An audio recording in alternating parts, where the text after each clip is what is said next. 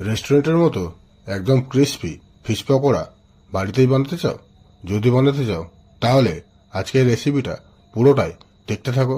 আমি কিভাবে ফিশ পকোড়াগুলো বানাই তোমরাও ঠিক সেইভাবেই বাড়িতে ট্রাই করো। যদি রেসিপিটা তোমাদের ভালো লাগে তাহলে এই ভিডিওটিতে একটা লাইক অবশ্যই করে দিও। চলো আজকে ভিডিও শুরু করা যাক। তা আজকে এই রেসিপিটা বানানোর জন্য আমি এখানে নিয়েছি 500 গ্রাম ভেটকি মাছ, যেটাকে আমরা ঠিক এইভাবে কাটিং করে নিয়েছি। এবারে এটাকে আমরা ম্যারিনেট করব। তা ম্যারিনেট করার জন্য একটা লেবু এর মধ্যে আমরা দিয়ে দিয়েছি, আর দেব পরিমাণ মতো লবণ, আদা রসুনের পেস্ট 1 চামচ দিয়ে 2 মিনিট মতো মাখিয়ে রেখে দেবো।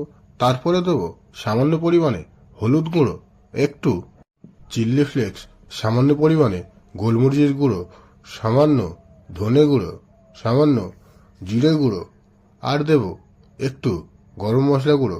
সবকিছু দেওয়ার পরে 2 চামচ মতো কাসুন্দি এর মধ্যে দিয়ে দেব। তারপরে দেব একটুখানি আজওয়াইন। এইসব মশলাগুলো দিয়ে 2 মিনিট মতো মাখিয়ে রেখে দেবো।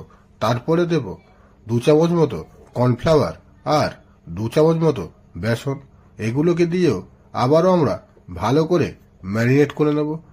তারপরে চুলার মধ্যে তেল বসিয়ে নেব।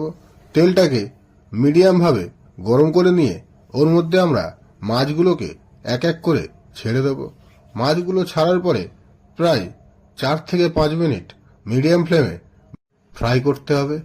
যখন দেখবে মাছগুলোর কালার ঠিক এই রকম ভাবে লাল লাল হয়ে এসছে, তখন এই মাছগুলোকে নামিয়ে নেব।